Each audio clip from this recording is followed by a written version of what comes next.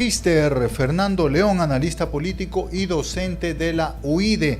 Bienvenido don Fernando León, con usted vamos a conversar, a seguir desarrollando este tema mediante un valiosísimo análisis acerca de lo que los ecuatorianos pudimos observar, si pudimos o no decidirnos por quién votar, si estábamos indecisos.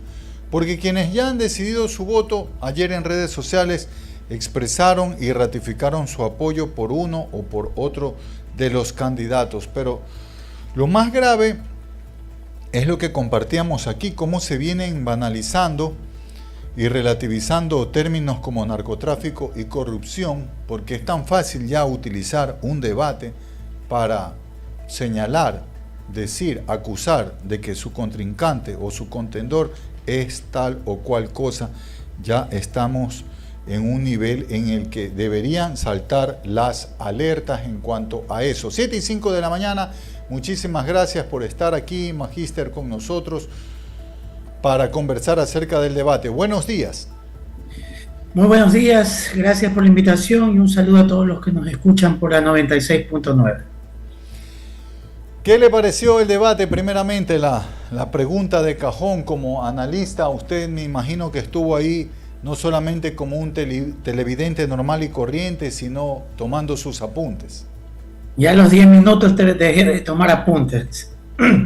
Lastimosamente se perdió una gran oportunidad, sobre todo para todos los ecuatorianos que queríamos escuchar propuestas, que queríamos escuchar alguna ruta que nos permita cambiar la realidad que estamos viviendo actualmente, donde la agenda de la inseguridad, la agenda del desempleo, la agenda de la falta de educación a nuestros chicos, donde justamente se salió en el debate, donde cerca de 70.000 niños han dejado la educación media.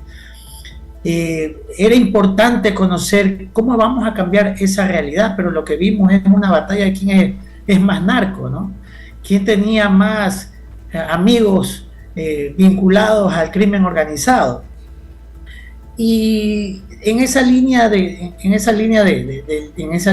la conversación fue difícil poder identificar una propuesta, ¿no? Vimos a un candidato presidente del cual se esperaba contundencia.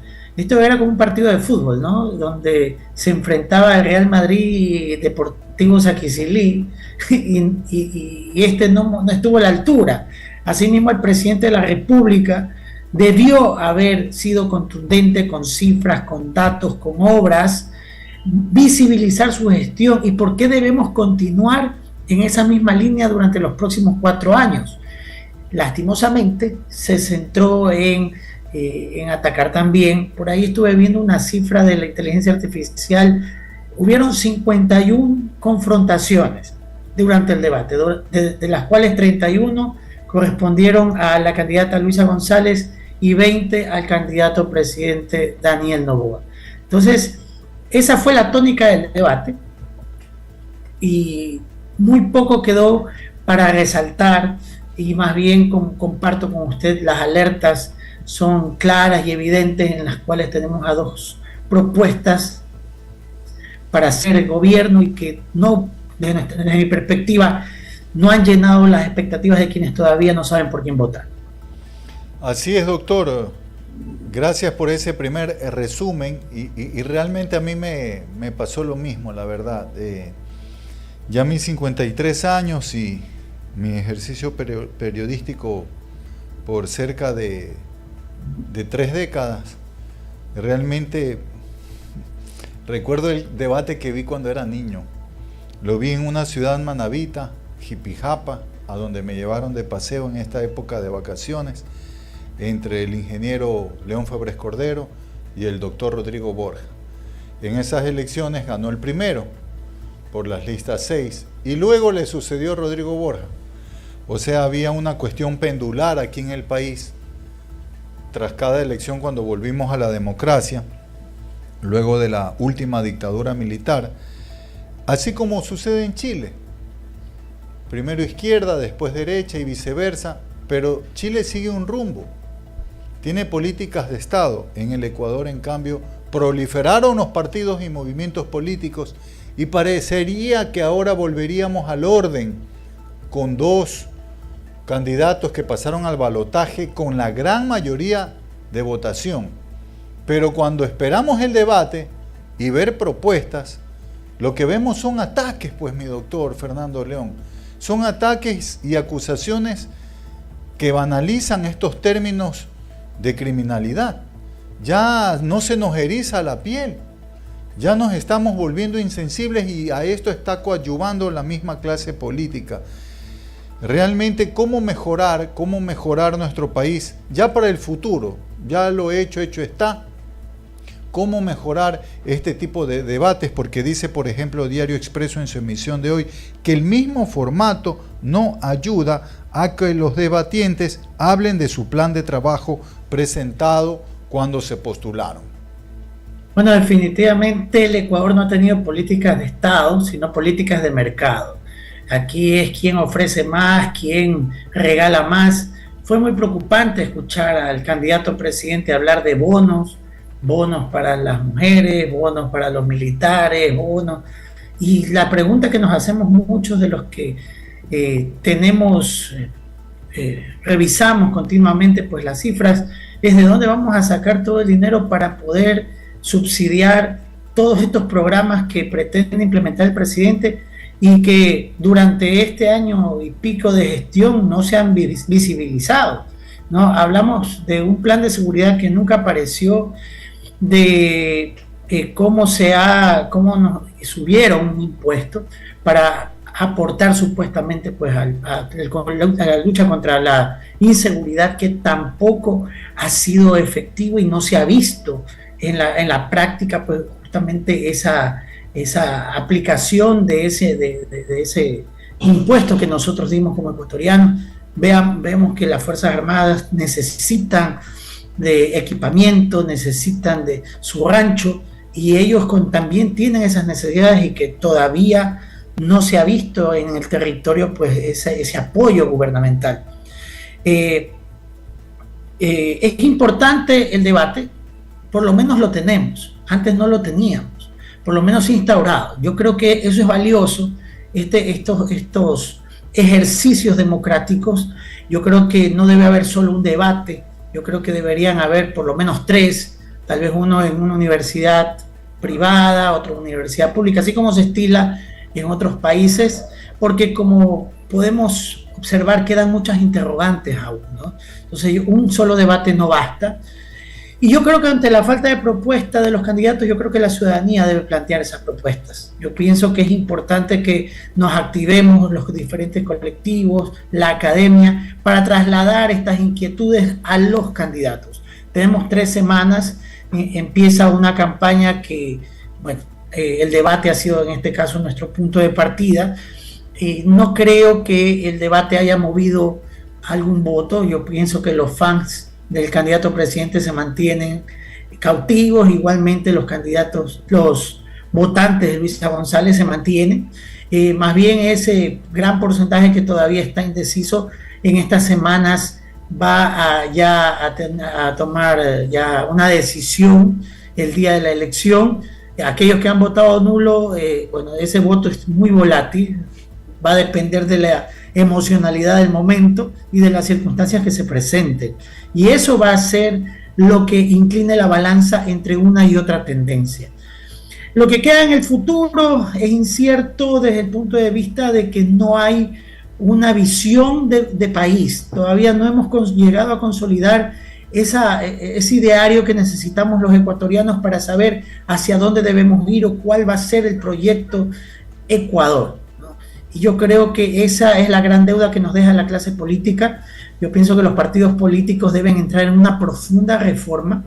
Hay muchos partidos políticos que se han vuelto clientelistas, son partidos de alquiler, hay que decirlo, y yo creo que eso hay que cambiar. El Código de la Democracia debe ser reformado para de alguna manera poder mejorar la calidad de los candidatos. Usted habló de León Febres Cordero, Rodrigo Borja, y si hacemos un paralelismo con los candidatos que hoy tenemos, pues vemos que nos dejan mucho que desear esos estadistas de aquella época con los que hoy tenemos como candidatos en este balotaje.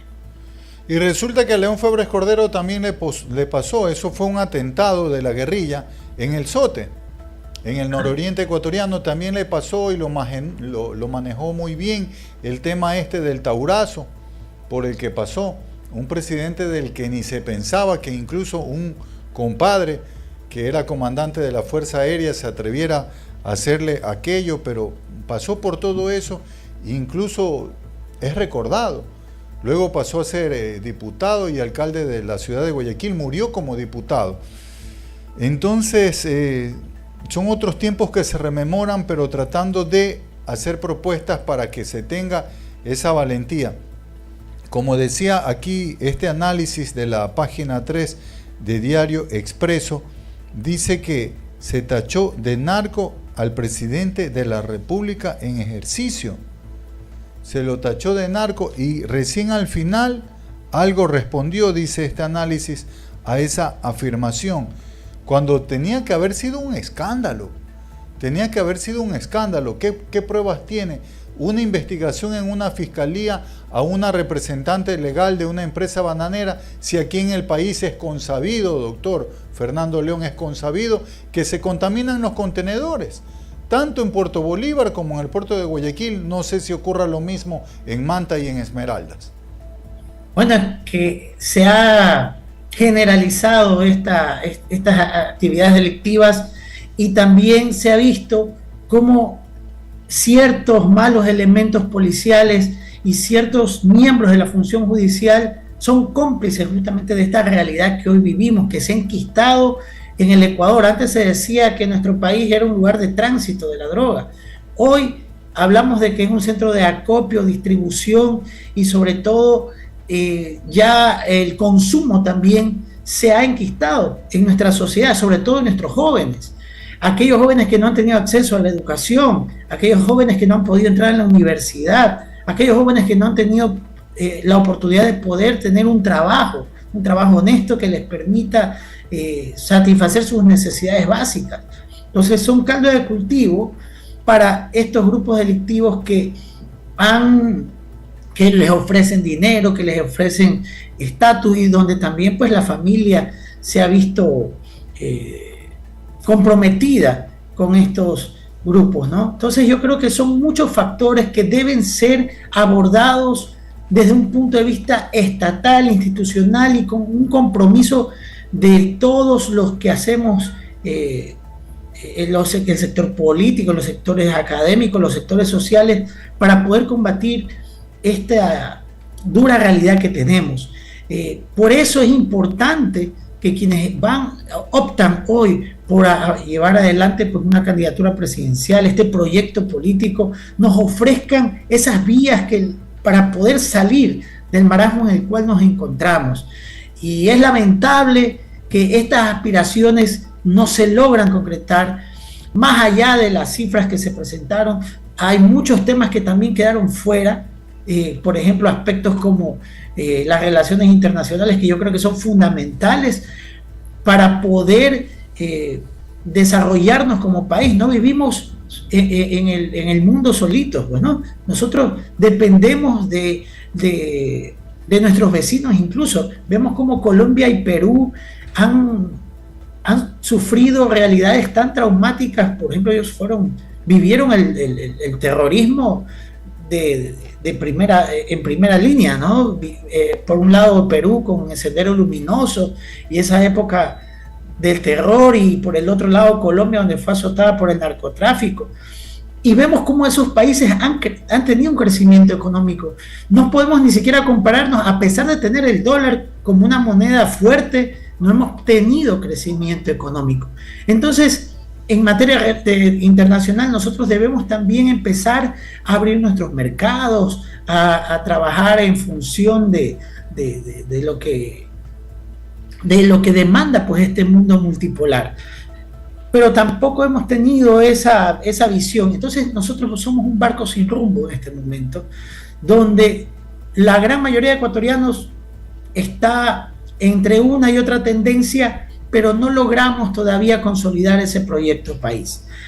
Ojalá en este tiempo que falta para terminar la campaña, pues podamos encontrar ese derrotero y que podamos de alguna manera cubrir todas estas grandes aspiraciones que tienen los ciudadanos.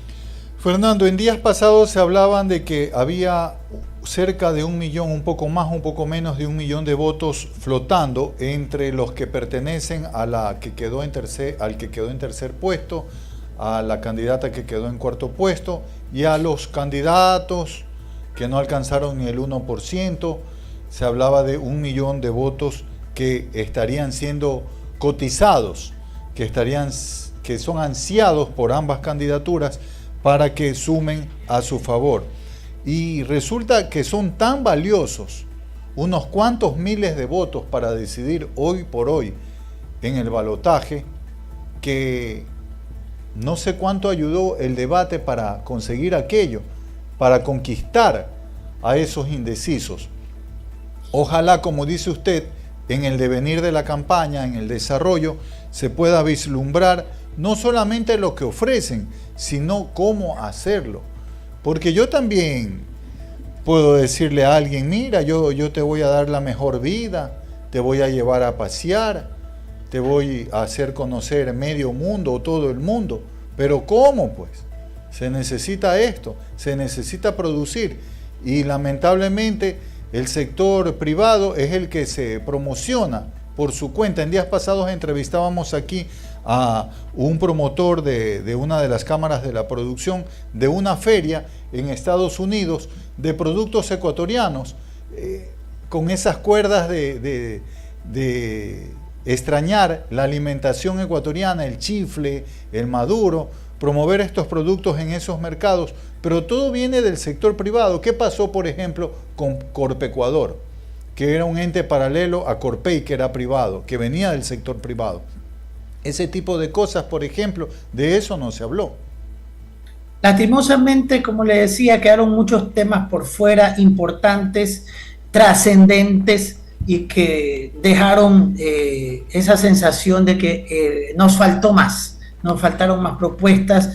Definitivamente hay que impulsar el sector privado. Yo creo que la empresa privada es la que está llamada a generar empleo, a generar estas plazas de trabajo que hoy necesitan los ecuatorianos, pero lastimosamente no hay ese incentivo estatal, no hay esa protección dentro del marco jurídico. Vemos cómo este gobierno lastimosamente da esa percepción de que no hay ese respeto a la ley, ¿no?, al orden jurídico, donde acomodamos las leyes en función de lo que nos conviene, ¿no? Y esa percepción, al trasladarla a los mercados internacionales, pues genera incertidumbre. Nadie quiere venir al Ecuador porque no hay esa seguridad jurídica para invertir. Entonces yo pienso que en ese sentido debemos establecer como país políticas públicas que permitan incentivar la inversión en nuestro país.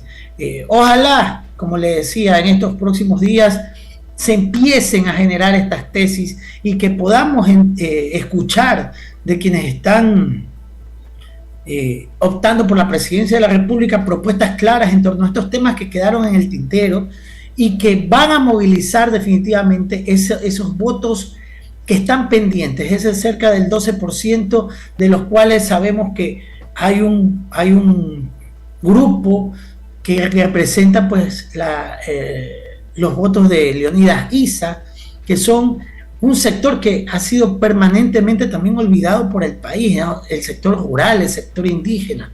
No ha habido propuestas que permitan generar esa adhesión al proyecto que están presentando estos dos candidatos, ¿no?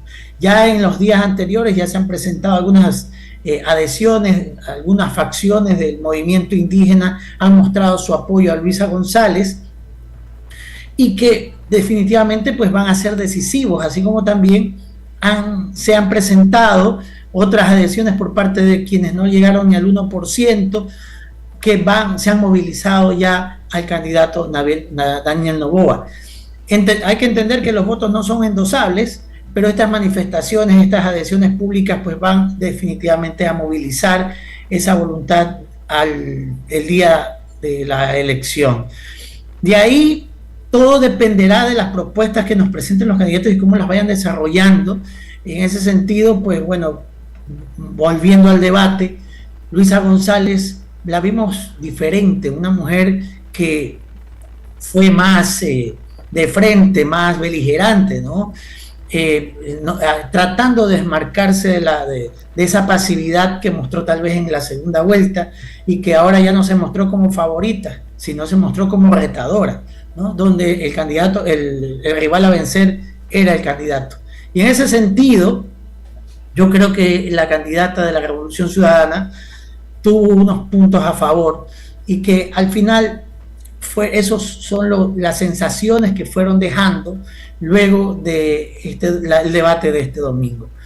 Vamos a ver cómo se presentan los días. Todavía tenemos aquí algo que para mí es muy preocupante, donde tuvimos a un candidato a presidente que no pidió licencia, y esto está sancionado por el contencioso electoral, es una falta muy grave, y veamos en el devenir de los días cómo esto también se presenta, porque imagínense que se sanciona a la vicepresidenta por alguna expresión contra otra mujer, violencia de género le dicen, violencia política de género, pero no estamos sancionando estas acciones que claramente están establecidas en el Código de la Democracia, donde un funcionario público que opta por la reelección al mismo cargo debe pedir licencia, eso está clarito. Son temas que todavía quedan para el análisis y vamos a ver en los próximos días cómo se van desarrollando. Aún hay bastante por observar en la arena política y todo puede pasar. A mí me interesa mucho, por ejemplo, el tema de la seguridad, ¿no? Gracias a Dios, todavía las grandes empresas exportadoras siguen produciendo aparentemente sin ningún problema. Me refiero a extorsiones, a vacunas, ¿no? Siguen generando empleo, pero los medianos, los pequeños negocios y empresas, esos sí están siendo afectados y están cerrando. Me preocupa eso, me preocupa el tema de seguridad en cuanto a nuestro territorio, porque sabemos lo que pasa en esta época del año con las lluvias, luego cuando viene la sequía, el tema energético, esas materias, por ejemplo, ¿cómo se van a resolver? A mí me gustaría conocer en estos días de campaña qué planes tienen los candidatos. Sí, ojalá no haya más sabotaje, ¿no? Este gobierno se ha caracterizado por presentar, ellos no se hacen responsables de nada, todo es culpa de Correa, todo es culpa de San Pedro, y ya mismo lo judicializan también. Son ahora todo lo que se presentó en Esmeraldas, la ministra Manzano en primera instancia dijo que era un problema natural, luego ahora habló de grupos terroristas. Entonces son circunstancias que no caen bien en la opinión pública y sobre todo en la de los ciudadanos, pues creen que los ciudadanos no tienen un criterio formado, no tienen una visión real de la situación, y eso definitivamente no ayuda a poder tener esta seguridad, esta paz que necesitamos, los que necesitan los ciudadanos de a pie, los microempresarios, el señor que tiene su tiendita, el señor que pone su pequeño emprendimiento para poder manejar su día a día, para poder llevar el pan a su casa. A un sencillo caramelero, doctor, frente al terminal terrestre de Durán, lo mataron, porque también ya le impusieron una vacuna. Como no quiso dar, lo mataron hace 2 semanas atrás, ahí al pie del cementerio, al que comúnmente la gente le dice el cementerio de la Sharon, frente al terminal. Ahí hay una parada improvisada de buses intercantonales e interprovinciales. El humilde hombre subía y bajaba de los buses, vendiendo lo que podía. Lo mataron, lo despacharon al otro mundo. Esa es la realidad que estamos viviendo, esa es la angustia que sienten muchos al momento de salir a la calle, ¿no? Hoy día estamos y mañana no sabemos si seremos víctimas, pues justamente de estos grupos que buscan sembrar el terror y que buscan mantener su hegemonía territorial, porque ellos quieren apoderarse de están en una lucha territorial por el control del narcotráfico. Y eso es lo que hay que combatir, pero con acciones, no con palabras. Nos ofrecieron un plan Fénix que no ha terminado de despegar. Ese Fénix ni siquiera lo conocemos.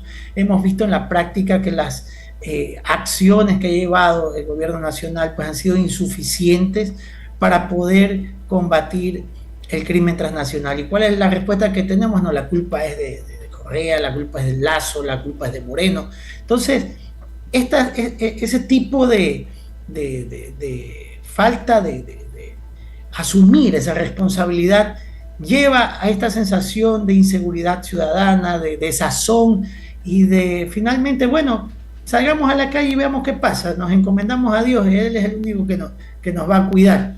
Que es lo mejor que podemos hacer, pero humanamente también esperamos más de nuestros gobernantes. Doctor, debemos culminar porque ya viene el espacio Voces y Opiniones con Diana Holguín. Yo le agradezco realmente su análisis y su aporte aquí en Noticias 96.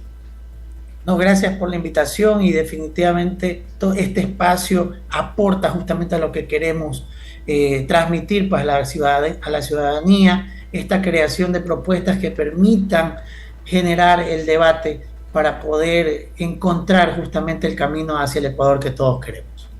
Gracias, doctor Fernando León. Gracias por estar aquí en Noticias 90.